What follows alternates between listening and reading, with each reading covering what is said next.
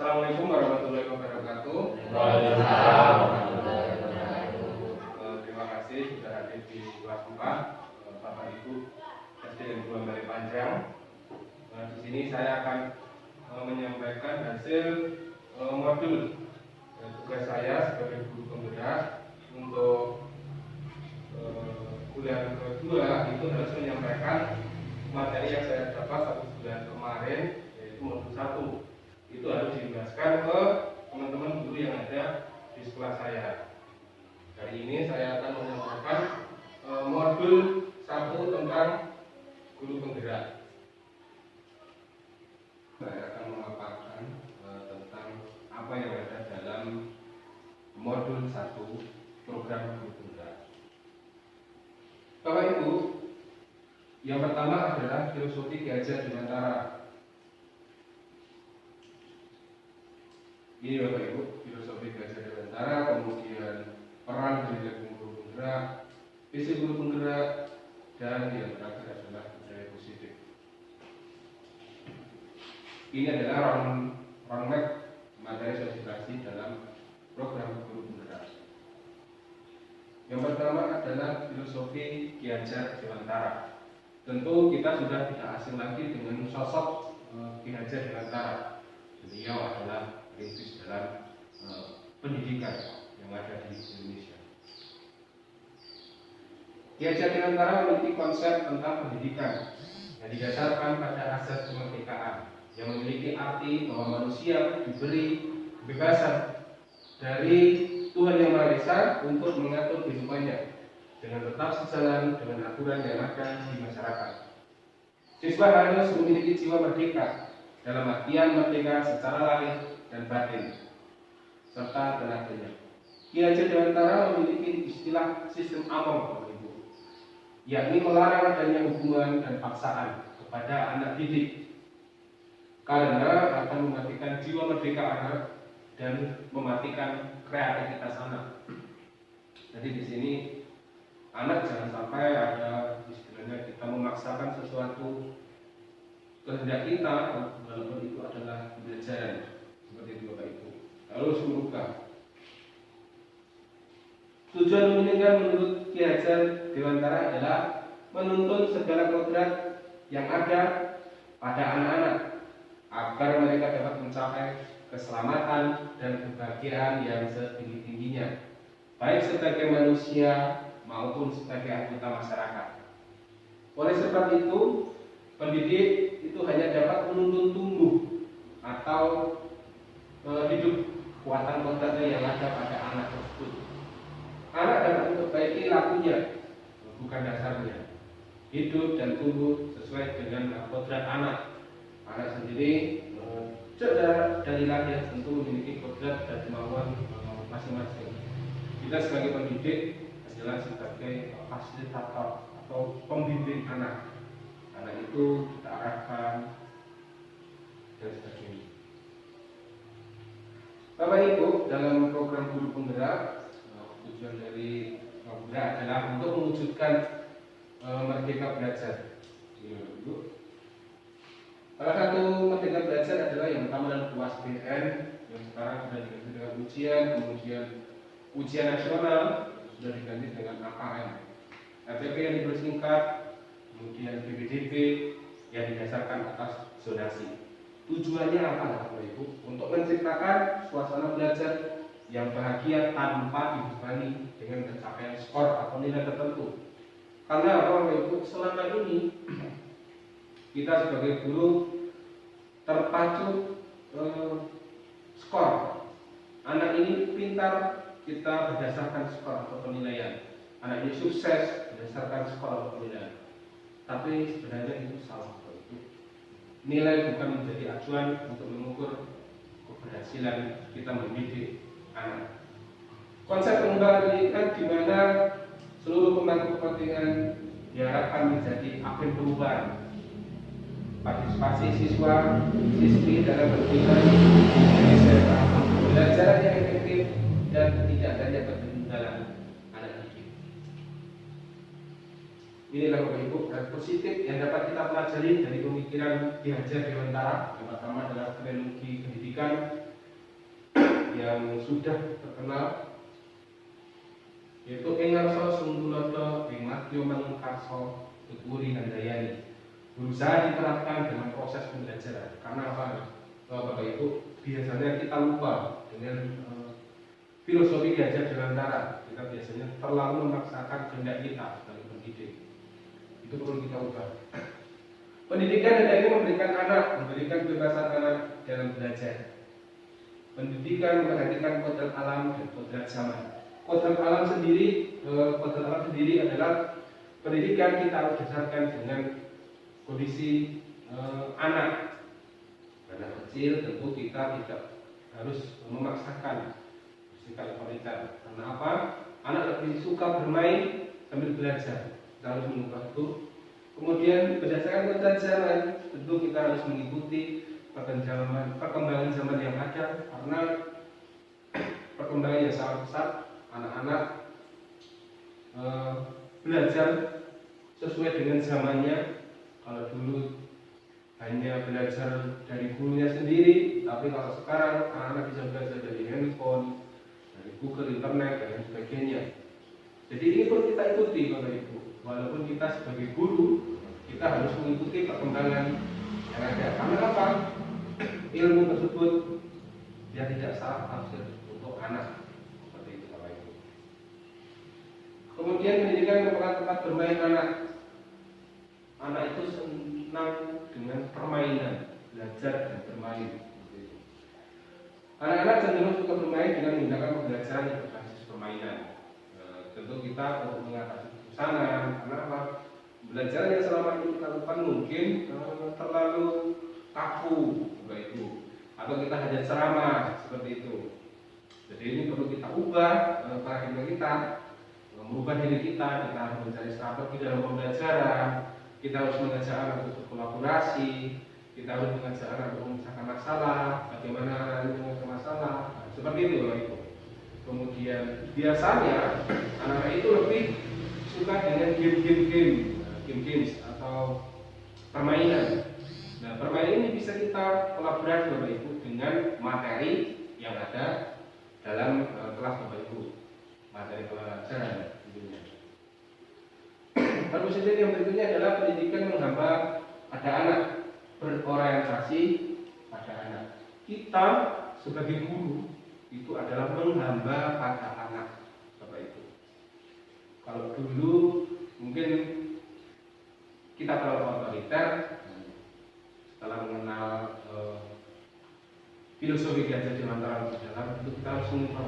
Kita itu hanya sebagai penghamba anak. Kita hanya menuntun anak bagaimana. Kita tidak boleh memaksakan anak ke arah yang kita mau. Pendidikan membawa anak menuju kebahagiaan dan keselamatan.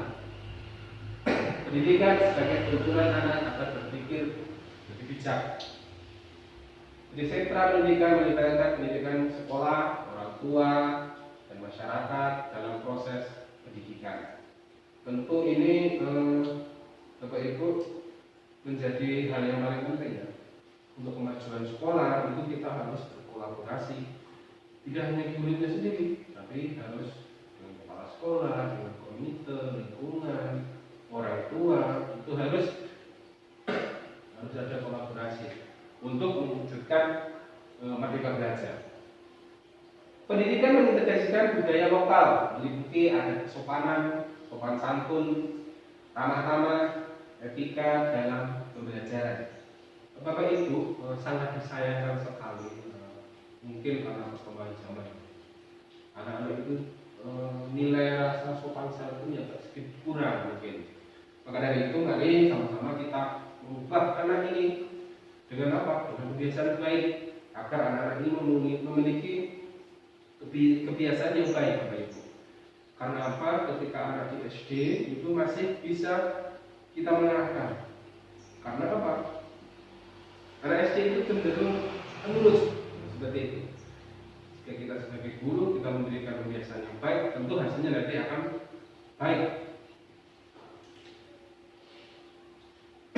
Bapak Ibu, hasil yang akhirnya diharapkan adalah siswa berkarakter sesuai dengan pelajar Pancasila. Ini adalah profil pelajar Pancasila yang dilakukan oleh Kemendikbud Bapak Ibu.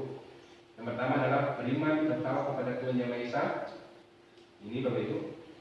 Kemudian mandiri, benar, kritis, kreatif, bergotong royong, dan berkegiatan. Ini Bapak Ibu, 6 ini adalah poin-poin penting untuk mewujudkan profil pelajar Pancasila. Yang kedua adalah peran dan nilai guru penggerak Bapak Ibu. Peran guru penggerak di sini adalah menjadi pemimpin pembelajaran. Kemudian menggerakkan komunitas praktisi. Bapak Ibu mungkin terdengar agak asing ya, komunitas praktisi ini apa? Nah, Bapak Ibu, komunitas praktisi ini adalah kumpulan guru atau pendidik yang memiliki keluhan sama, kebiasaan sama, kemudian berkumpul memecahkan bagaimana memecahkan solusinya. Contoh, kalau di sini komunitas praktisi ini yang dimaksud adalah guru-guru yang istilahnya mencari solusi terkait masalah yang ada di kelas mereka masing-masing. Contohnya, murid saya agak kurang ini memahami materi ini, tapi kita berbicara dengan guru yang lain, guru yang memberikan solusi. Mungkin pembelajaran Bapak kurang menyenangkan. Coba gunakan media pembelajaran itu yang lebih menarik. Nah, ini namanya komunitas praktis Bapak Ibu. Praktisi, komunitas praktisi. Artinya adalah kolaborasi mewujudkan merdeka belajar, mewujudkan perubahan dalam kelas. Tujuannya seperti itu Bapak Ibu. Kemudian mendorong kolaborasi antar guru. Jadi kemajuan pendidikan, terutama kemudian di sekolah, itu harus ada kolaborasi Bapak Ibu antar guru. Karena apa? Jika suatu sekolah itu yang bergerak hanya satu guru, tentu kurang maksimal.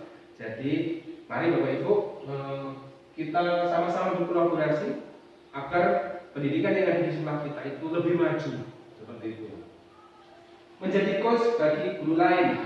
Nah, menjadi coach bagi guru lain itu bukan diartikan sebagai saya lebih pintar, kalian nggak tahu apa, bukan seperti itu Bapak Ibu. Jadi menjadi coach bagi guru lain adalah ketika kita memiliki ilmu Bapak Ibu, kemudian teman guru kita belum mengetahui, belum tahu dan mau belajar, itu agak baiknya kita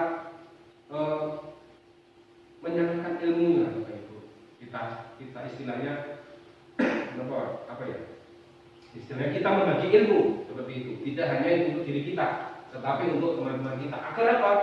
Kemajuan pendidikan tersebut. Contoh, kalau saya itu lagi belajar Canva, mungkin sudah selesai kita sharing. Saya akan mengajarkan Canva untuk belajaran, untuk membuat game-game pembelajaran kepada teman-teman. Contohnya seperti itu. Atau Bapak Ibu ada yang bisa menggunakan Google Slide atau Google Classroom atau Quizzes.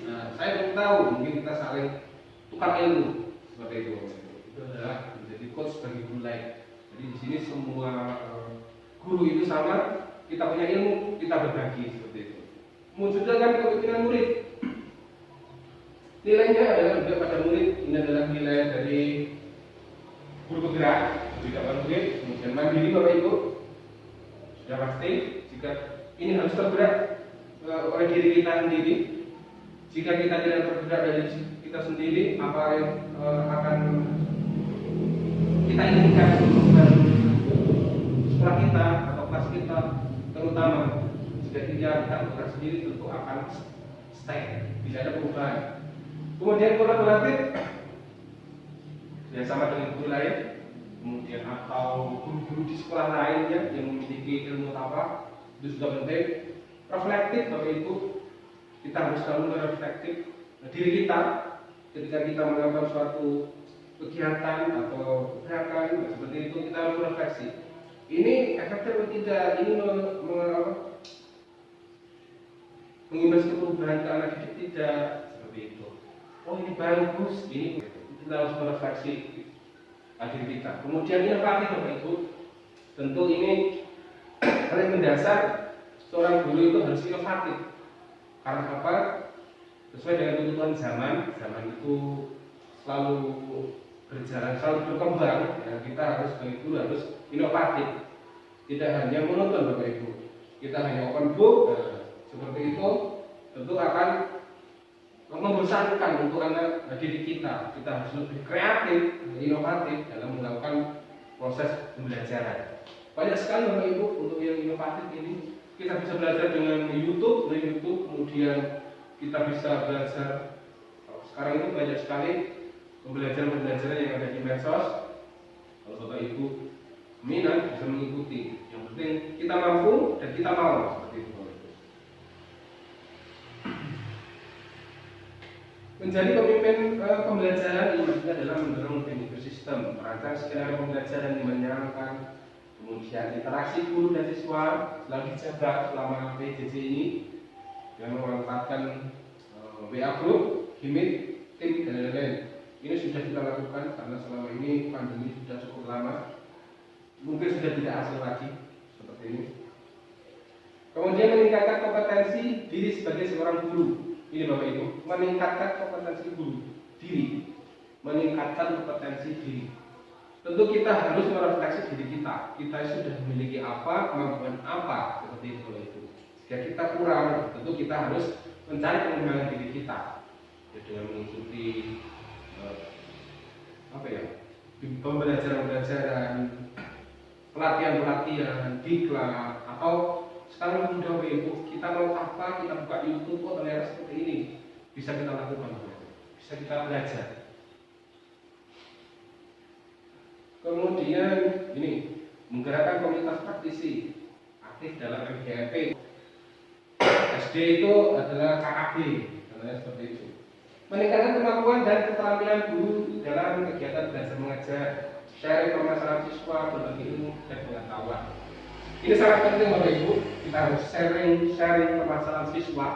Karena apa? Dengan kita melakukan sharing dengan teman sejawat, guru-guru yang ada di sekolah kita akan tahu masalahnya, kemudian kita bisa mencari solusinya.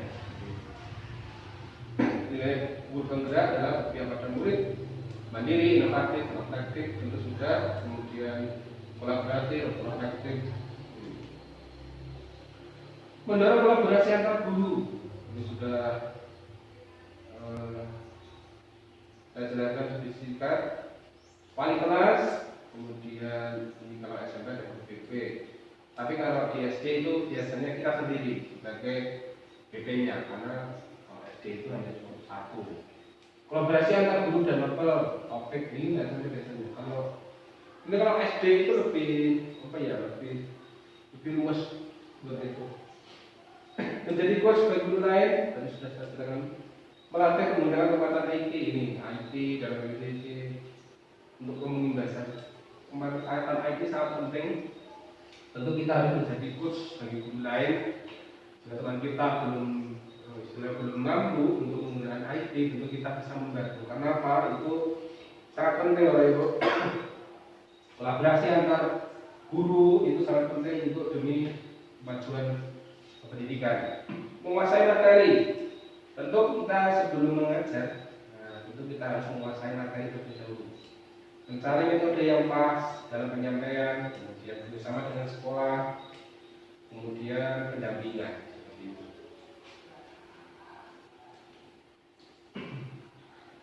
Mewujudkan kepemimpinan murid. Bapak Ibu, mewujudkan kepemimpinan murid yang pertama adalah pembelajaran berpusat pada anak. Dalam hal ini adalah semua itu berpusat pada anak. Kalau kita biasanya menyampaikan pembelajaran itu hanya satu arah dari guru ke murid, sekarang kita harus berubah, harus saling arusnya itu sama. Jadi anak juga bisa belajar dari guru juga belajar dari anak, dan pusat pada anak. Jangan satu arah, karena apa? Itu akan terasa membosankan dan membuat boring, atau biasanya anak itu kurang semangat dalam belajar. Membuat murid mandiri dan belajar dalam belajar. Kita bisa memberikan kasus dalam pembelajaran kelompok-kelompok, kita buat berkelompok agar mereka bisa diskusi, tidak ada masalah. Nah, anak-anak coba bicara masalah ini, seperti itu. Biar mereka mencari solusi. Seperti itu Bapak Ibu. Jika mereka istilahnya bisa berpikir, tentu akan pembelajaran lebih menyenangkan. Menumbuhkan motivasi murid dalam berkreasi. Ini sangat penting Bapak Ibu. Menumbuhkan motivasi murid dalam berkreasi. Karena apa? Anak-anak itu memiliki karakternya sendiri-sendiri, punya kreasinya sendiri-sendiri. Kita tidak bisa menyamakan semua murid kreasi dengan murid A semua kelas, tidak. Kita harus bisa istilahnya memunculkan kreasi anak. Tiap anak itu apa? Saya punya apa? Saya pandai menggambar. Saya pandai membuat kerajinan. Kemudian saya pandai menyanyi. Saya pandai mengaji, berdoa, hafiz, seperti itu. Kreasi anak ini bermacam-macam Bapak Ibu. Jadi kita tidak harus memaksakan suatu hal. Satu, tidak. Ini adalah memotivasi dengan kreasi anak itu adalah lebih penting. Melakukan kebiasaan baik dalam menumbuhkan karakter siswa. Ini biasanya melakukan kebiasaan baik ini kalau di kelas 4 ini saya mencoba istilahnya sokromo. Karena apa? Kalau bahasa Jawa itu ada kromalis. Kenapa?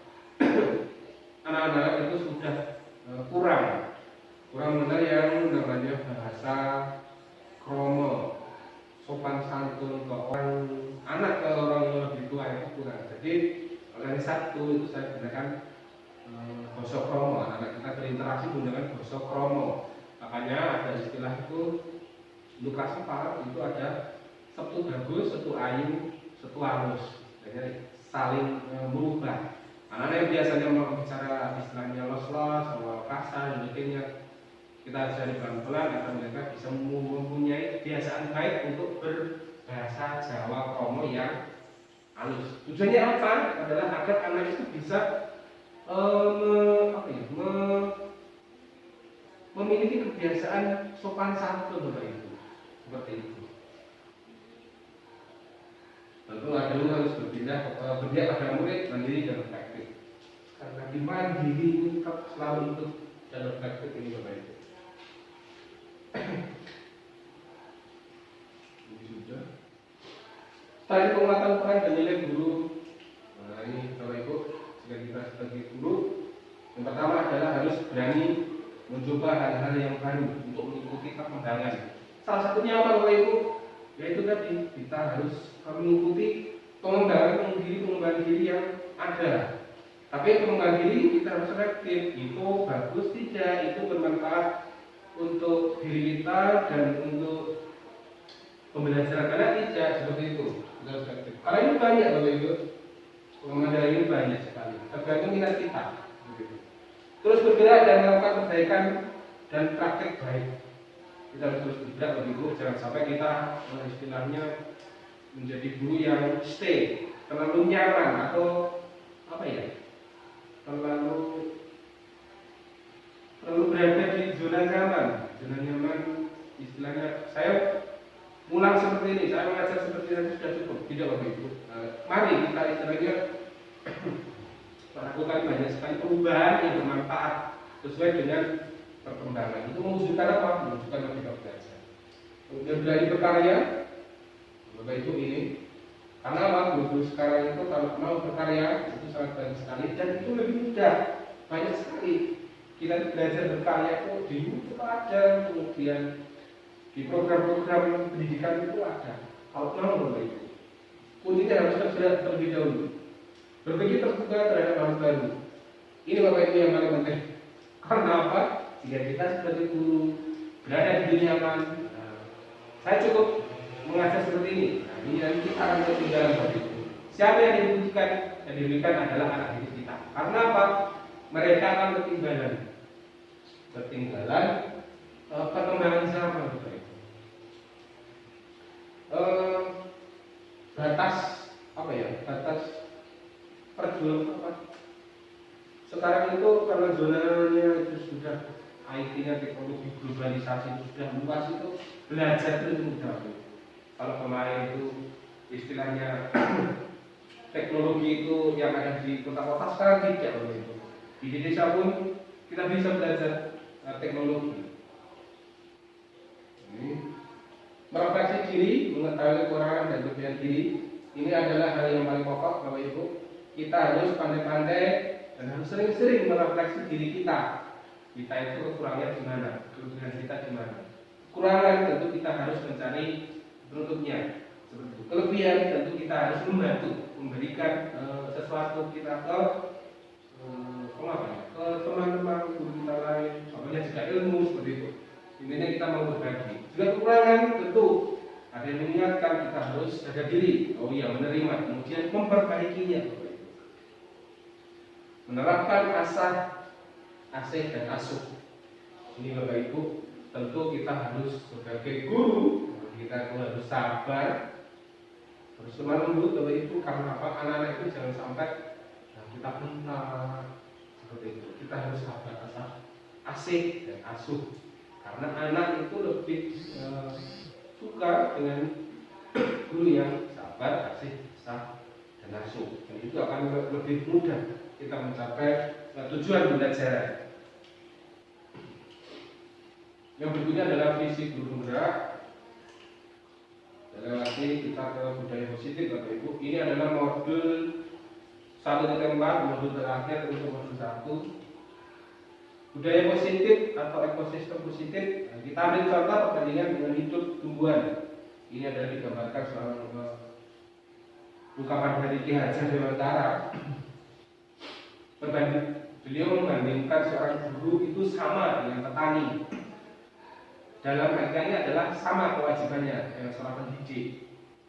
Yang menanam padi misalnya hanya dapat menuntun dan menunggu. Seorang petani itu hanya bisa menuntun tumbuhnya padi, merawat seperti itu, memperbaiki kondisi tanah, memelihara tanaman padi, memberi pupuk dan air, kemudian membasmi ulat atau jamur yang mengganggu hidup tanaman padi dan lain sebagainya. Ini hakikatnya sama dengan peran sebagai pendidik. Kita sebagai guru itu hanya menuntun Bapak Ibu. Kita menuntun anak ini mau belajar apa, kemudian dia sukanya model belajarnya bagaimana. Kita harus pandai-pandai mengenal karakteristik anak seperti itu. Karena apa? Bila kita mengenal anak, hingga tidak membedakan anak satu dan anak yang lain. Ada anak yang memiliki kemampuan di akademik yang menonjol, sedangkan ada yang tidak. Kita tidak harus membedakan Bapak Ibu. Kita harus sama menuntun.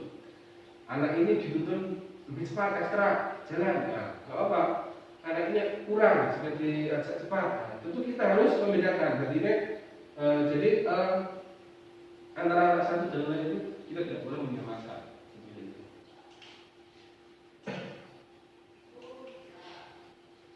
Budaya positif Bapak Ibu, ini roadmap-nya. Yang pertama adalah perubahan paradigma, stimulus respon, melawan teori kontrol. Kemudian arti disiplin, jika motivasi perilaku manusia ini berhubungan dengan lebih ke hubungan guru dengan murid. Dari kelas, keyakinan kelas, hukuman dan penghargaan, 5 kebutuhan dasar manusia, 5 positif kontrol, dan segitiga restitusi. Ini apa Bapak Ibu? Nah, kita coba umumkan. Yang pertama adalah perubahan paradigma dari kontrol atau ilusi kontrol. Ilusi kontrol menonton murid. Ilusi bahwa kritik dan membuat orang merasa bersalah dapat menguatkan karakter. Ilusi bahwa semua penguatan positif efektif dan bermanfaat. Ilusi bahwa orang dewasa memiliki hak. Ini adalah ilusi kontrol. Ini Bapak Ibu perbedaannya. Ya, stimulus respon dengan teori kontrol. Perubahan yang ada, contoh seperti ini, kita mencoba mengubah orang agar berpandangan sama dengan kita. Ini kita harus coba Bapak Ibu, kita harus berusaha mengalami orang lain tentang dunia atau orang lain tentang dunia. Kemudian perilaku guru dilihat sebagai suatu kesalahan. Semua perilaku memiliki tujuan. Orang lain bisa mengontrol saya, hanya Anda yang bisa mengontrol diri Anda. Jadi di sini kalau stimulus respon itu dengan tekanan seperti itu. Kemudian saya bisa mengontrol orang lain, Anda tidak bisa mengontrol orang lain. Pemaksaan pada saat dudukan gagal, kolaborasi dan konsensus menciptakan biaya baru. Lebih ditekankan dengan kolaborasi. Hal baik, sabar, berikut. Model berpikir menang dan kalah, di sini model berpikir menang dan menang. Apakah mana disiplin Bapak Ibu? Disiplin itu berasal dari kata disiplina yang artinya belajar. Makna asal dari kata itu adalah terkoneksi dengan disiplin diri dari murid, Sokrates dan Plato. Disiplin diri membuat orang menggali potensi menuju sebuah tujuan apa yang dia ada. Namun dalam budaya kita tidak seperti ini.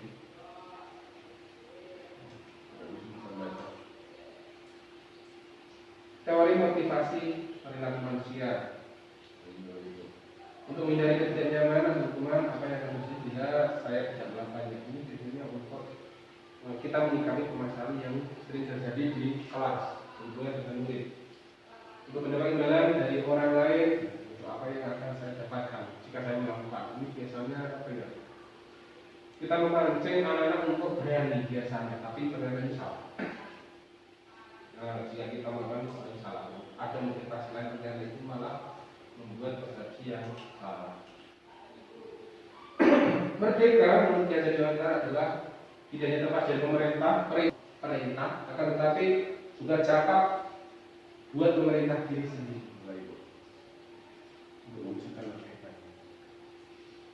Budaya positif, budaya positif, lingkungan positif, keyakinan kelas, peraturan kelas.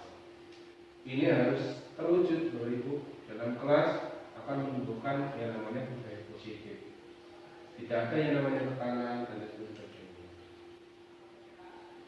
Bapak Ibu biasanya kalau kita itu kesannya itu membuat peraturan, tapi kita harus mengubah dengan materi budaya positif ini. Kita membuat kesepakatan kelas itu lebih tepat Bapak Ibu. Kesepakatan kelas itu lebih cenderung lebih berkeadilan atau lebih memanusiawikan siswa. Karena apa? Mereka yang membuat kesepakatan kelas, mereka yang membuat konsekuensinya, mereka tahu apa yang mereka lakukan.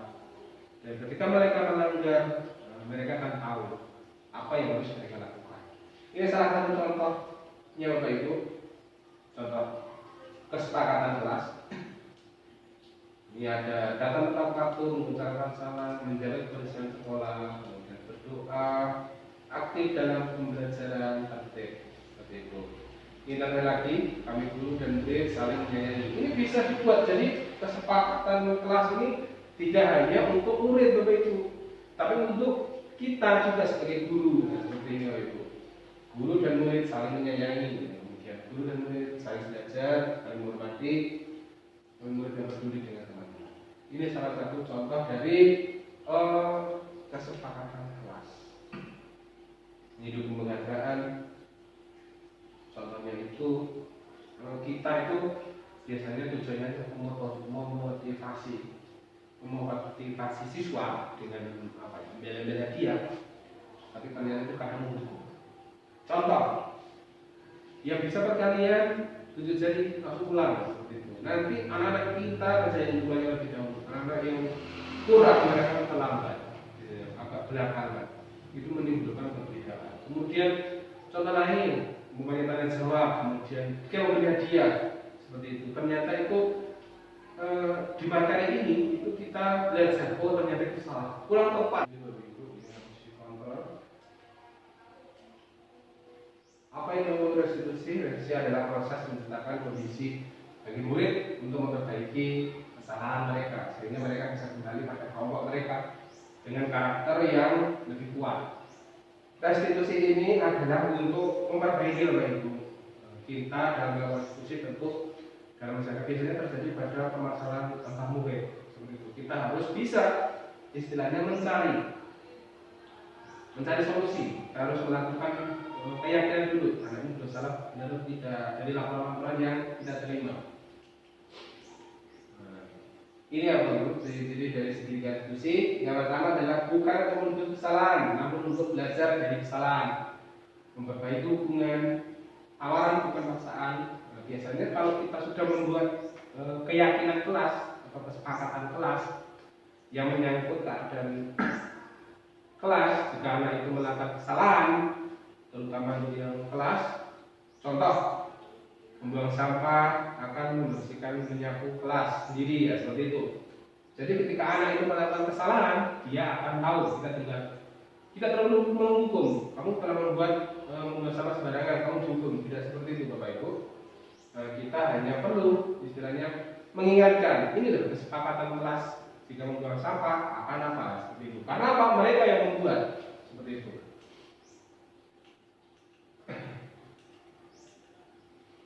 Yang keempat adalah dituntut untuk melihat ke dalam diri, diskusi mencari kebutuhan dasar yang mendasari tindakan. Restitusi diri adalah cara yang paling baik dan diskusi fokus pada karakter bukan tindakan. Restitusi fokus pada solusi, Bapak Ibu. Restitusi mengembalikan murid yang berbuat salah pada kelompoknya. Biasanya itu jika anak terjadi permasalahan dengan temannya, tentu dia akan merasa minder dan sebagainya. Dia akan kecewa atau merasa dijauhi temannya. Nah, kita harus menangani diskusi adalah anak-anak yang melakukan ini merasa dirinya tidak baik, bisa siap kembali seperti itu. Ini adalah segitiga restitusi, Bapak Ibu. Yang pertama adalah validasi tindakan yang salah, meyakinkan, kemudian menstabilkan identitas.